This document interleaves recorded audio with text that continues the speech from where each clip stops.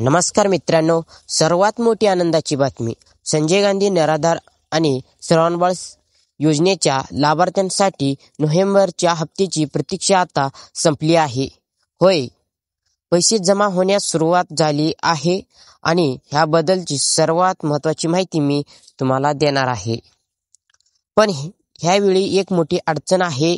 अनेक लोकांचे पैसे अजूनही जमा झालेले नाहीत. काहींचे थांबले आहेत. त्यामुळे तुमचा हप्ता तुमच्या खात्यात जमा झाला आहे की नाही आणि जमा झाला नसेल तर तो कधी जमा होणार हे पाहणे खूप महत्त्वाचं आहे. तर आजच्या व्हिडिओमध्ये मी तुम्हाला 2 महत्त्वाच्या गोष्टी सांगणार आहे. पहिली गोष्ट आहे, तुमच्या नोव्हेंबरचा हप्ता जमा झाला आहे की नाही हे तुमच्या मोबाईलवर मिनिटांमध्ये कसे तपासायचे. आणि दुसरा गोष्ट आहे, ज्यांचे पैसे जमा झाले नाहीत त्यांनी त्वरित कोणती एक गोष्ट करायचं आहे ते मी तुम्हाला सांगणार आहे. ही माहिती तुमच्यासाठी खूप महत्त्वाची आहे. त्यामुळे एकही सेकंद स्किप न करता हा व्हिडिओ शेवटपर्यंत बघा. आणि हो, आपल्या आर्बिटेक मराठी चॅनलला सबस्क्राईब करायला विसरू नका. चला तर मग सुरू करूया. मित्रांनो, तुम्हाला आता मी स्क्रीनवरती दाखवत आहे. हा मेसेज आहे. हा संजय गांधी निराधार अनुदान योजनेच्या लाभार्थीच्या खात्यात नोव्हेंबरचा हप्ता जमा झालेला बँकेकडून आलेला हा मेसेज मी आता तुम्हाला स्क्रीनवरती दाखवत आहे. हा मेसेज आहे लाभार्थीचं जे विधवा लाभार्थी असल्यामुळे त्याला 1500 रुपये हे जमा झालेले आहे. तुम्हाला इथं दाखवणार आहे. हा 21/11/2025 म्हणजे 21 नोव्हेंबर 2025 ला पैसे जमा झालेले आहेत लाभार्थ्यांना.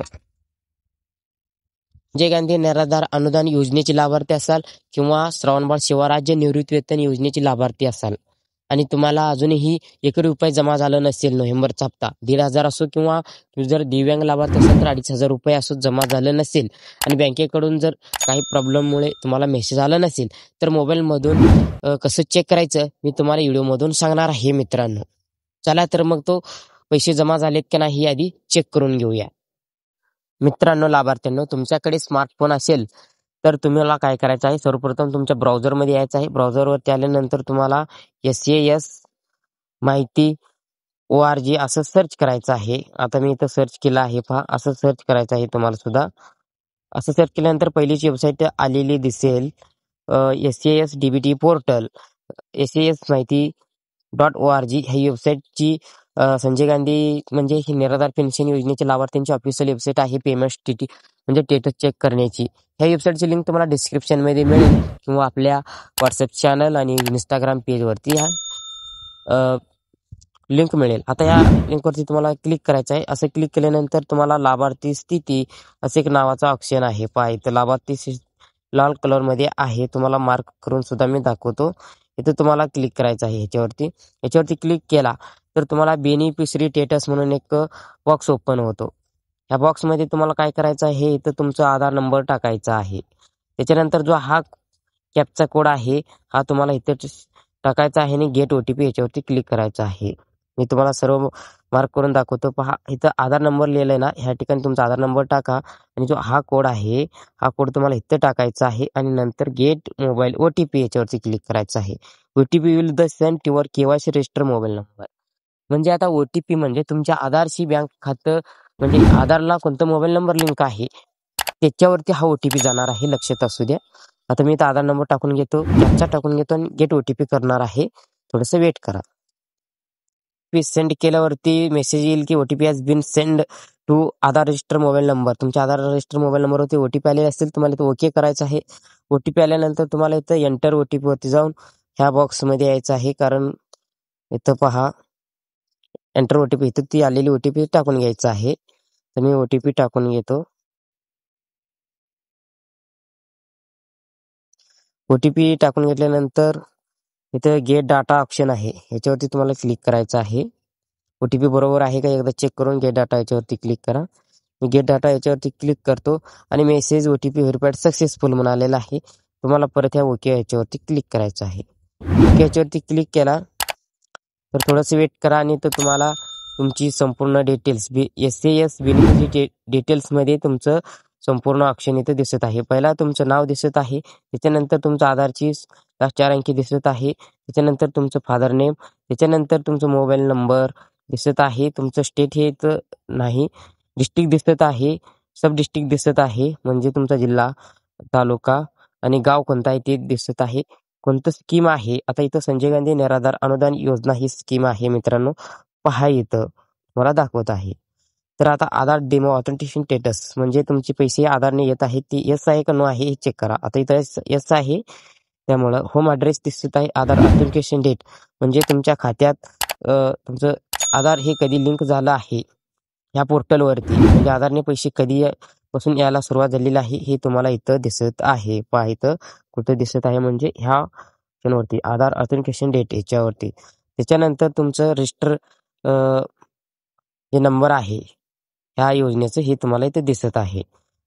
आणि अपलोडेड युजर नेम तुम्ही कोणत्या युजर कोण तुमचा अपलोड केला आहे माहिती ती सुद्धा दिसत आहे.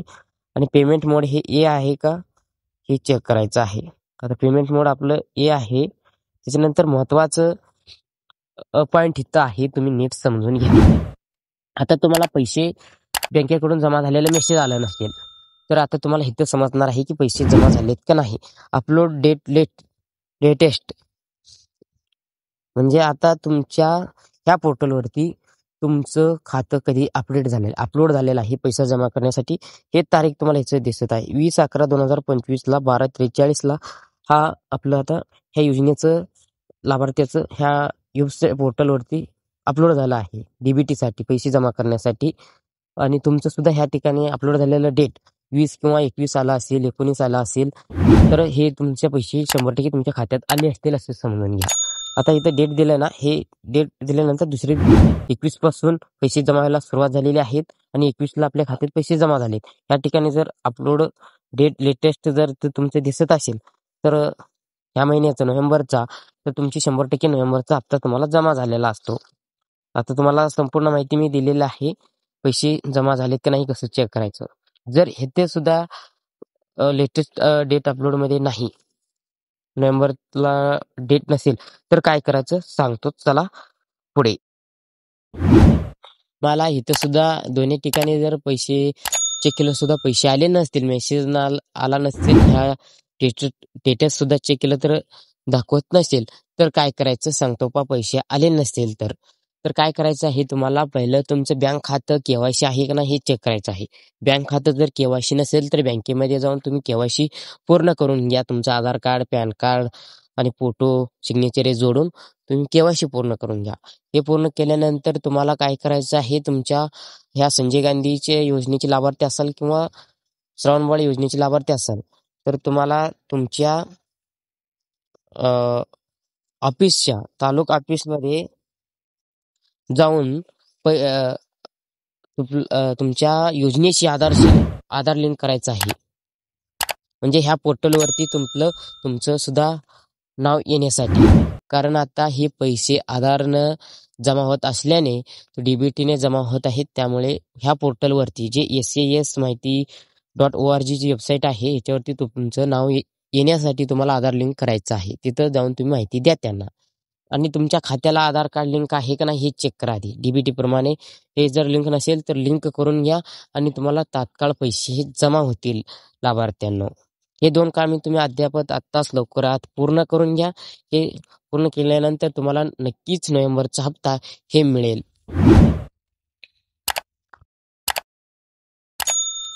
ह्या 2 गोष्टी तुम्ही लगेच केल्यास पुढील हप्ता तुम्हाला त्वरित मिळेल आणि मागील थकलेले पैसे लवकरात जमा होतील.